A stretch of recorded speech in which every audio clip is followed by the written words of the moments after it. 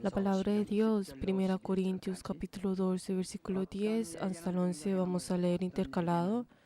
A otros se les hacer milagros, a otros profecías, a otros discernión de espíritus, y a otros diversos géneros de lenguas, y a otros discernión de lenguas.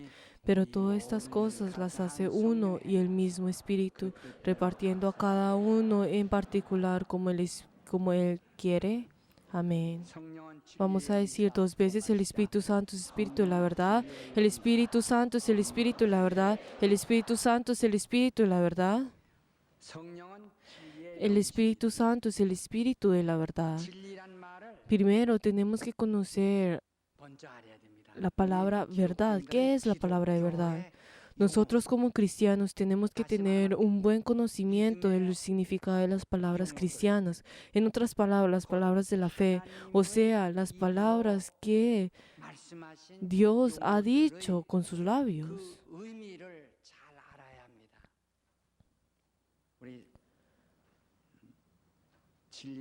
También las personas del mundo usan constantemente la palabra verdad.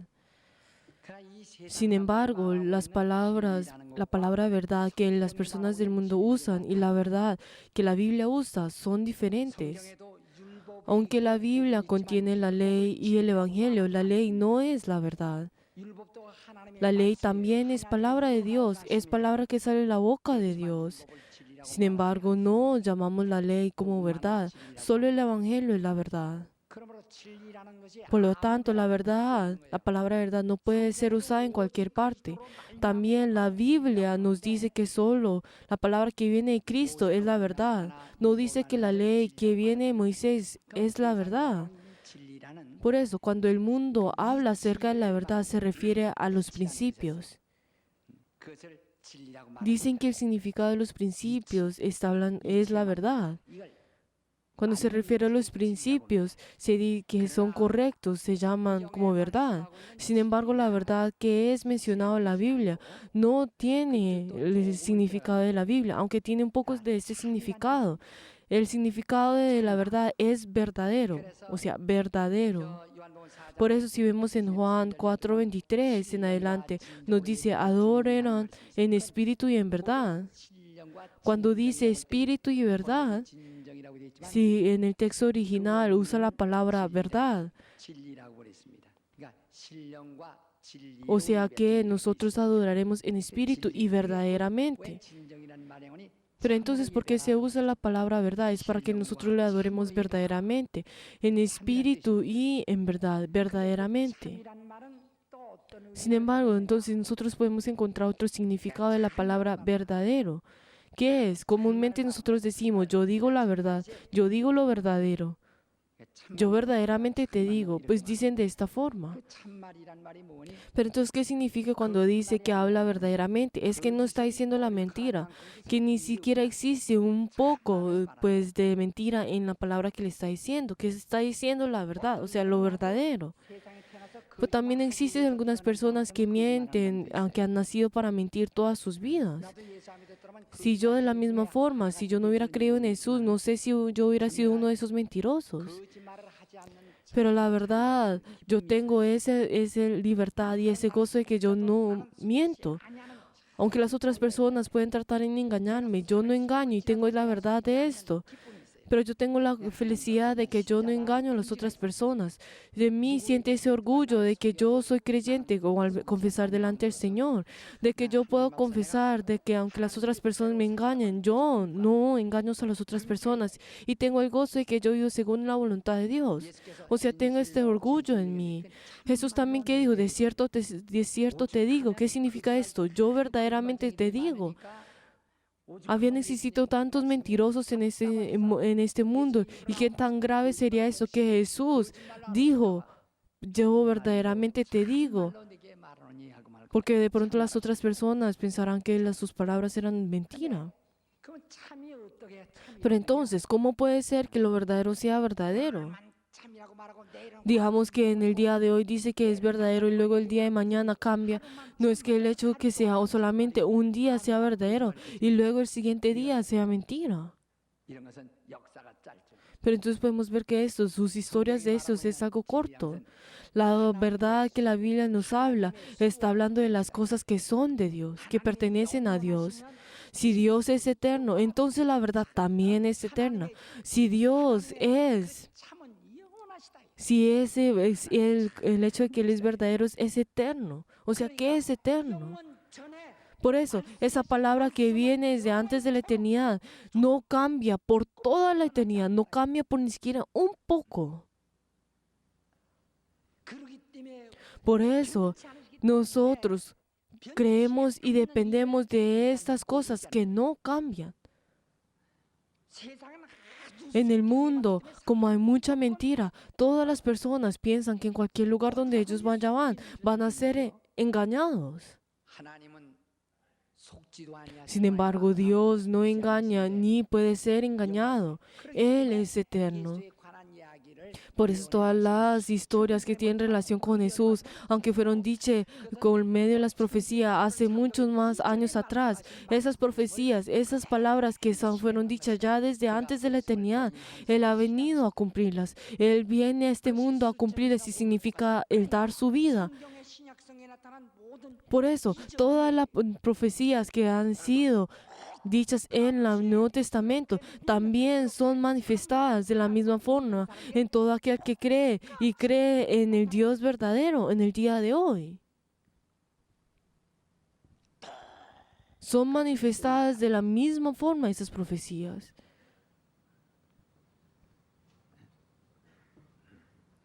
Esos diferentes prodigios. No está hablando del pasado, sino está hablando de esa voluntad que ya ha sido determinada desde antes de la eternidad. No cambia. Es algo que ustedes y yo ya hemos aprendido como la imagen de la voluntad de Dios.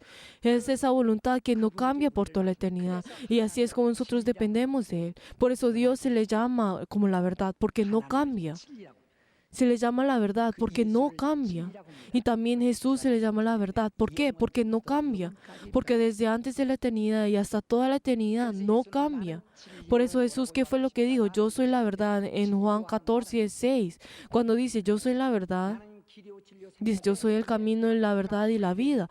Pero estas tres cosas no significa que son aparte, sino que yo soy el camino, o sea, la verdad, o sea, la vida. Eso es lo que te quiere decir. Por eso, ¿qué es lo que está significa? Esa verdad que ustedes están buscando y esa verdad que ustedes tienen que depender, ese camino soy yo. Yo soy la verdad. Y ustedes al conocer la verdad, usted será la vida para ustedes. O sea, está diciendo una sola palabra.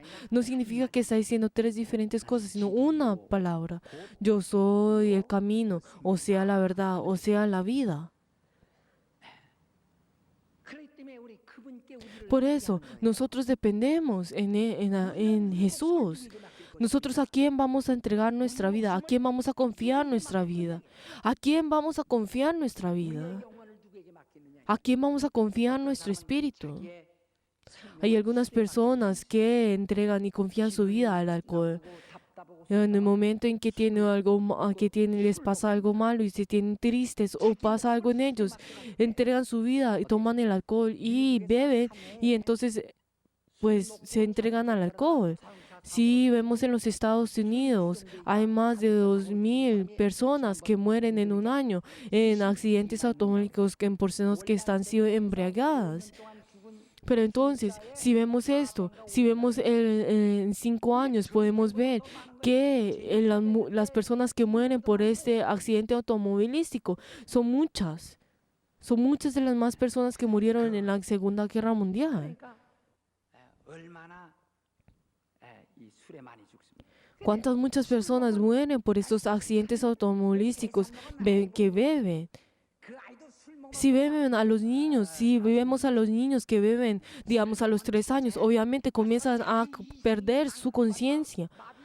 Su conciencia comienza a perder y la verdad no puedes tomar decisiones que son rectas. O sea, ya en sí comienza a caer. Y tampoco la persona que se embriaga, la verdad no puede caminar bien y la verdad ni siquiera comienza, pues no tiene esa conciencia y comienza a orinar en cualquier lugar. Pero entonces, si pensemos, ¿cuánto sería peligroso el dejar nuestras vidas, el confiar nuestras vidas, nuestra propia vida en el alcohol? Por eso la Biblia nos dice, no embriaguéis, sino estéis llenos del Espíritu Santo. Pero entonces cuando habla sobre que uno tiene que ser embriagarse, una de las personas dice, ay, es bueno tomar, pero no llegar a ese punto de embriagarse. Pero la verdad es que la Biblia no nos dice de esta forma, que nos dice en Levíticos 10:8, que cualquiera que tome el alcohol y entra en el templo, entonces morirán irreversiblemente. Nosotros somos el templo. En la Biblia nos dice, nosotros somos el templo. Por eso, aquel que la verdad ensucia el templo del Señor será destruido, como dice en 1 Corintios 3:16. Por eso también que nos dice que nosotros no debemos comer con los que se embriagan, que nos dice en Mateo 24:49 hasta el 50, y comeré y golpearé con siervos, y aun el que come y bebe con los borrachos, vendrá el Señor en aquel siervo en el día en que no cooperará y la hora que no debe. Y la verdad que es lo que dice, y luego será echado y entrará en el lugar donde estará el crujir de dientes. La verdad es que el alcohol no puede garantizar la vida del hombre, no puede cuidar la vida del hombre. Pero entonces las personas constantemente beben. Pero entonces comienzan a perder su conciencia. Por eso entonces también su negocio lo hacen a través de sin tener conciencia, y también ni siquiera pueden hablar con sus amigos porque no tienen esa conciencia, porque pierden su conciencia. Pero entonces sí vemos en la forma, en la identidad, qué tanto sería, eso es el caer. La Biblia también nos dice que nosotros no tomemos y que no caigamos. No, esto no significa de que uno tiene que, es hasta el punto de que uno llega a pues embriagarse y perder su conciencia. No, esto es lo que no está refiriendo. Si vemos en el texto original, es el hecho de que nosotros no nos acerquemos a la Biblia, al alcohol, que nosotros no nos acerquemos al alcohol. ¿Por qué? Porque si tomamos ese alcohol, vamos a llegar a ese punto en que no vamos a poder parar y vamos a perder nuestra conciencia. Nos está diciendo que nosotros no nos acerquemos al alcohol, porque esto es malo. ¿Por qué? Porque comienzan a llegar hasta el punto en que se embriagan. Por eso nos dicen que nosotros no nos acerquemos al alcohol, que nosotros no nos embriaguemos. Esto es lo que quiere decir la Biblia, porque esto es malo. Pero entonces, ¿dónde vamos a confiar nuestra vida? Entonces, digamos, si nosotros confiamos nuestra vida a la ley, o sea, la ley que existe en el gobierno, si nosotros vemos la ley, también piensan que esta es la verdad. O sea, nos está diciendo que nosotros, como la verdad es la ley, entonces nos está diciendo que nosotros demos nuestra vida a la verdad. Entonces, si nosotros vemos a todas las naciones, a todos los países, tienen su ley. Y entonces esa ley es la ley que es como un estándar que hace que ese país pueda vivir. Entonces, las personas que siguen la ley de esa ciudad, es ciudadano de ese país. Pero el que no sigue estas leyes, entonces se ha abandonado esto por sí mismo. Había yo leído un libro y dice que la ley de Inglaterra, una vez que ha sido creada ya por muchos más años, no ha cambiado por completo, no ha cambiado por siquiera un poco. Por eso, esa ley que no cambia es la de Inglaterra. Es uno de los países más grandes. Por eso podemos ver que esa ley que no cambia, esa ley de gobierno que no cambia, la verdad podemos ver es uno de los países más grandes, como es Inglaterra, y también es en otros países que no cambian. ¿Por qué? Porque dentro de esa ley pueden tener la promesa de la sociedad, la promesa de el cuidar los derechos del hombre y también los derechos como ciudadano. Es esa ley que no cambia por muchos años. Por eso uno puede confiar en eso. Pero la verdad, en Corea esto no es así. Lo digamos, podemos ver que hasta los bancos, la verdad, incrementan los intereses en un momento y en otro. Por eso uno no puede confiar en ello y también en la ley. Por eso la verdad, uno no puede confiar en ese país porque esa ley cambia una y otra vez. Pero entonces cambia, digamos, en 6 meses cambia la ley y luego en 3 meses. Pero entonces uno puede cómo confiar su vida en esto. Pero digamos, si nosotros vemos en Inglaterra, en las que cual esa ley no cambia, entonces uno puede confiar su vida en eso. ¿Por qué? Porque uno puede conocer esa vida y uno verdaderamente puede confiar su vida en ello. ¿Y por qué? Porque esa ley puede cuidar su fortuna, puede pues, cuidar su vida, puede cuidar su derecho. Pero entonces, si esos países que la ley cambia una y otra vez, ¿cómo puede ser que esto puede cuidar pues a los derechos del hombre o los derechos o de la fortuna o los derechos de como el ciudadano? Si cambia una y otra vez. La verdad, en un país que tiene muchos edificios y tiene muchos carros no significa que vivan bien, sino tenemos que ver cómo esa ley cambia o no. ¿Por qué? Porque esa ley que cambia tanto no puede darle esa paz y la seguridad a los países. La verdad, las personas piensan que uno tiene muchos carros y tiene muchos edificios en un país, piensan que ese es tener una buena ciudad, pero esto no es así.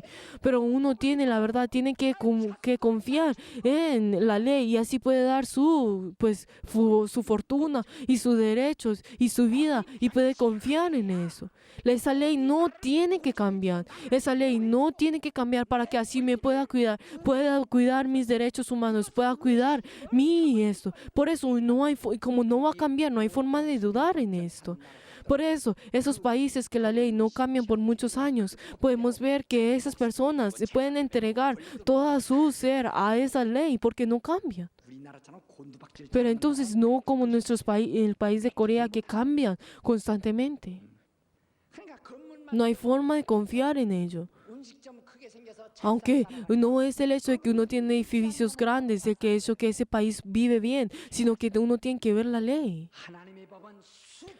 La ley de Dios es esa ley que no ha cambiado por muchos más años, no por miles de años, no solamente sino por toda la eternidad. La ley, la verdad, la ley de Moisés es algo que ha venido desde antes de la eternidad, solamente hasta que Jesús haya venido. Y la verdad, esa ley que ha venido desde antes de la eternidad y así que viene hasta Jesús. Es la verdad, es esa ley que ha cambiado varias veces. Por eso no se le llama la verdad. Solamente una cosa que comienza desde antes de la eternidad y si en un punto comienza a cambiar, no se le dice la verdad. ¿Por qué? Porque ha cambiado. Pero sin embargo el Evangelio es esa ley que no ha cambiado desde antes de la eternidad y toda la eternidad no cambiará. Por eso yo confío mi vida a la verdad.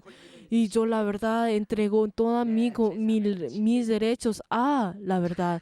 Y entrego toda mi fortuna a la verdad. Yo dependo a la verdad. Por eso Jesús es la verdad. O sea, es el estándar de nuestra vida. Cuando nosotros alabamos al Señor, ¿qué es lo que nosotros decimos? Que es nuestra confianza de nuestra vida y es el fundamento de nuestra vida. Que Jesús es el fundamento de nuestra vida. Si Jesús cambiaría, ¿qué es lo que ocurriría con nosotros? Si nosotros verdaderamente nos sostenemos a esa cuerda que es Jesús, si es cortada, ¿qué es lo que ocurrirá? Nosotros ni siquiera podemos confiar en la ciencia. ¿Por qué? Porque cambia. Si también nosotros vemos a los seguros que nosotros tenemos, uno no puede confiar en ellos. ¿Por qué? Porque uno tiene que tener un seguro y luego otro seguro. Pero entonces, ¿cómo será que nosotros podemos sostener en nuestra vida? Es por Jesús, que es la verdad que no cambia. Nosotros si vemos al banco y a las leyes del gobierno y a Jesús, piensan que son iguales. Pero así, por eso la razón porque no creen en Jesús. Para que nuestro país pueda ser estable, es que tiene que tener esa ley que no cambie. Que no tiene que tener esa ley que no cambie. Que tiene que ser como la verdad que no cambie. Por eso, Jesús es nuestra verdad. El saber discernir esta verdad es la discernión de espíritus. Pero entonces, en la discernión de espíritus existe la gran discernión y el discernión común. En la gran discernión es discernir a su propia fe, es discernir la fe, y el discernimiento común es la discernión en la vida de fe. Por eso, el discernir la fe es la gran discernión, y la discernión de la vida es la discernión, y la discernión de la vida de fe es la discernión común. Por eso, entonces nosotros, ¿cómo discernimos la gran discernión? O sea, la discernión de fe.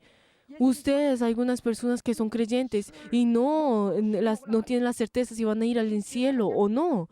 Hay algunas personas que piensan que en el momento que creen en Jesús, los deseos de beber desaparecer, pero no desaparecen, sino comienzan a tomar y beber de eso. Pero entonces, si no tienen, ya como al beber, no tienen ningún tipo de castigo, entonces entienden y comienzan no tienen la certeza de que han recibido la salvación. O hay otras personas que piensan que cuando cuando fuman, piensan que al fumar que creen en Jesús no van a fumar. Pero entonces comienzan a dudar acerca de Jesús, acerca de Dios. Pero no tienen esa discernión si han recibido la salvación o no. Si le preguntan, ¿usted verdaderamente ha creído en Jesús? ¿Usted es hija de Dios o hijo de hombre? Así es. Entonces si le vuelven a decir, no sé, nadie sabrá, uno tendrá que ir para ver si esto no. O sea, no tiene la discernión de esto, no tiene esa certeza en ello. ¿Usted ha recibido las lenguas? Sí, pero entonces dice, no sé. ¿Será que usted ha venido esto con su conciencia? O sea, no saben de esto. Comienzan a dudar. Nosotros tenemos que tener la discernión de que mi espíritu ha recibido la salvación o no. Esta es la gran discernión. Y el discernir la vida de fe de las otras personas es la discernión común. Por eso, a diferencia de esto, él discernía su propio espíritu en la gran discernión. Mírense a ustedes mismos, discernense a ustedes mismos. Uno tiene a su propia conciencia, uno tiene ese estándar. Pero entonces podemos ver que para el hombre tiene a su propia conciencia, que es su propio gobernante, o sea, es su mismo ser, o sea, como es el canon. O sea, entonces Jesús es la verdad y Jesús es el estándar de la discernión de espíritus. Entonces nosotros, ¿cómo podemos discernir esto? Aquel que confiesa que Jesús es el Señor pertenece al cielo, pero el que no confiesa en el que no confiesa esto es aquel que pertenece al mundo, es el que pertenece al espíritu de anticristo. Pero entonces, ¿ahora qué es? ¿Será que ustedes han recibido el espíritu de Dios o han recibido el espíritu de este mundo? O sea, si nosotros confesamos de que Jesús es el Señor o no, este es el estándar. Por eso, si nosotros vamos a confesar a Jesús, si mi espíritu confiesa de que Jesús es el Señor, entonces mi espíritu ha sido aceptado y entrará al reino de los cielos. Que nos dice en Romanos 8, desde 15 a 16, es que cualquiera que confiese que Jesús es el Señor, el Espíritu Santo viene en nosotros y confiesa que nosotros somos hijos de Dios. ¿Será que nosotros somos personas que pertenecen al cielo? Entonces tenemos que confesar que Jesús es el Señor. Como el hijo de bestia es bestia y como el hijo del hombre es hombre, como el hijo de Dios es Dios, nosotros tenemos que confesar a Jesús. Tenemos que confesar de que Jesús es la verdad, de que Él es el Hijo de Dios. Si nosotros confesamos en esto, entonces confiese esa fe. Entonces usted recibirá el bautismo. El bautismo que es el confesar que Jesús es mi Señor, que yo muero junto con el Señor. Y así de la misma forma, yo junto con el Señor, yo resucito. Es el confesar esto.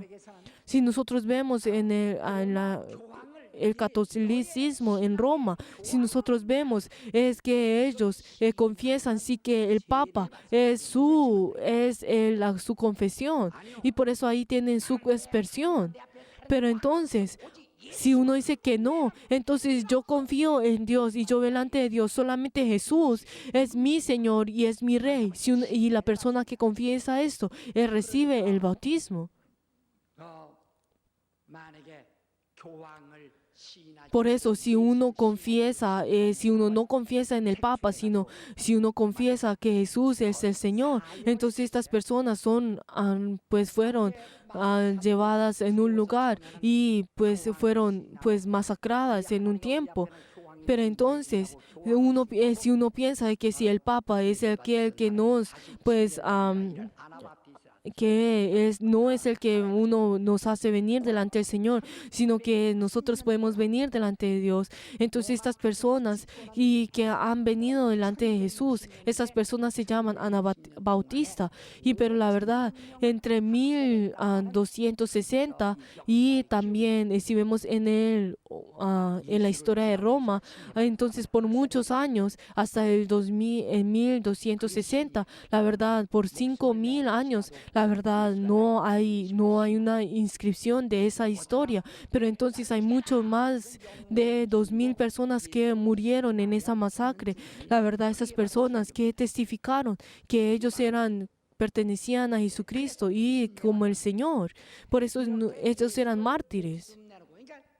Por eso, el hecho de entregar nuestra fe, el entregar nuestra vida, ¿qué es? El hecho de tener el bautismo, ¿qué es? Es entregar nuestra vida, es completamente el sumergir nuestro cuerpo, o sea, es entregar nuestra vida completamente. Y hay algunas personas que le dan miedo a esto, entonces yo cuando le hago el bautismo, la verdad hay mucha dificultad en esto. O sea, es entregar nuestra fe y es confesar de esa forma que Jesús es el Señor.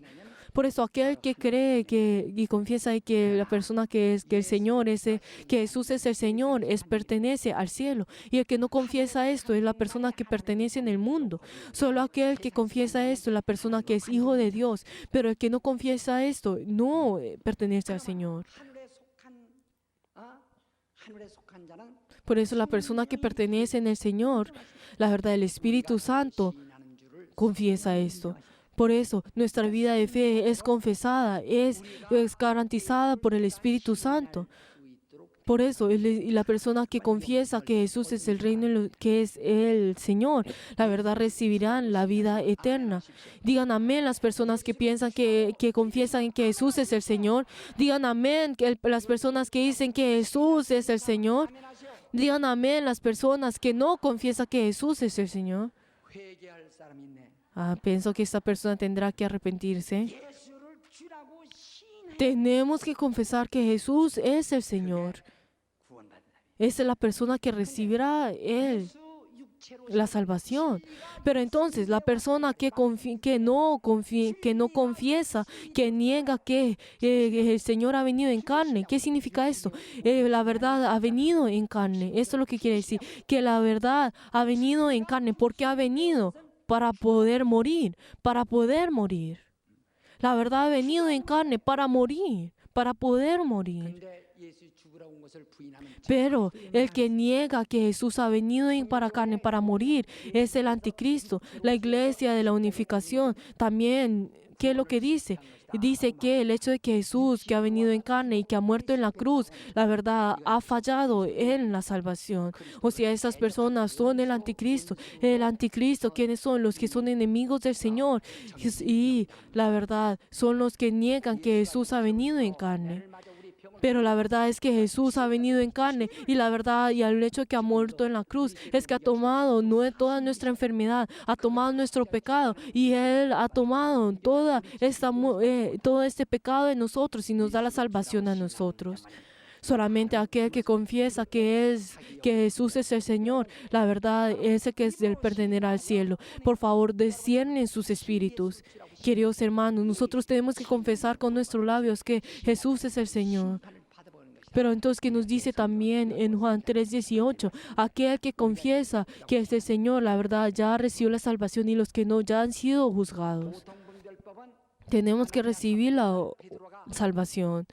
Si nosotros vimos a Ananías y Zafira, la verdad, ellos amaron al Señor y ellos vendieron toda la tierra y todas sus casas para el Señor, pero ellos, la verdad, engañaron al Señor y entonces ellos entraron en ese espíritu de engaño y así es como ellos cayeron.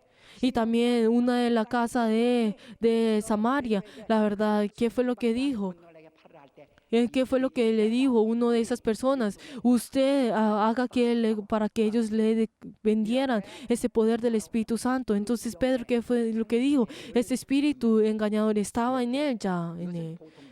Por eso, el hecho de que nosotros podamos discernir a las otras personas, el hecho de la discernión común, pero el hecho de que cada uno de nosotros confesemos y podamos discernir de que el hecho, si yo pertenezco en Jesús, de que yo confieso de que Jesús es el Señor, esto y Él no, es la discernión, la gran discernión.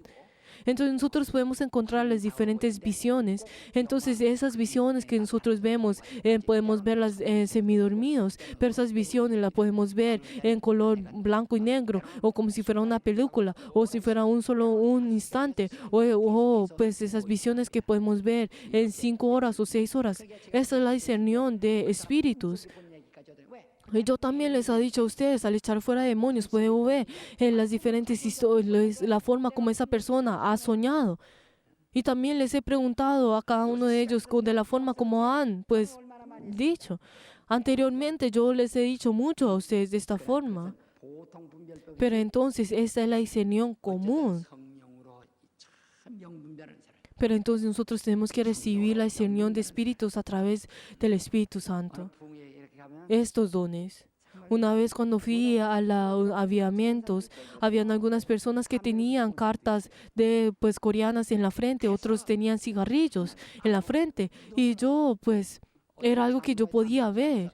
Y entonces si todo comenzaba a orar, Señor, Señor, entonces yo le había dicho, usted fuma, ¿verdad? Y esa persona se sorprendió y me dijo, ¿cómo usted supo? O sea, yo, aunque no podía, las otras personas no lo ven. La discernión de espíritu es algo que uno puede ver.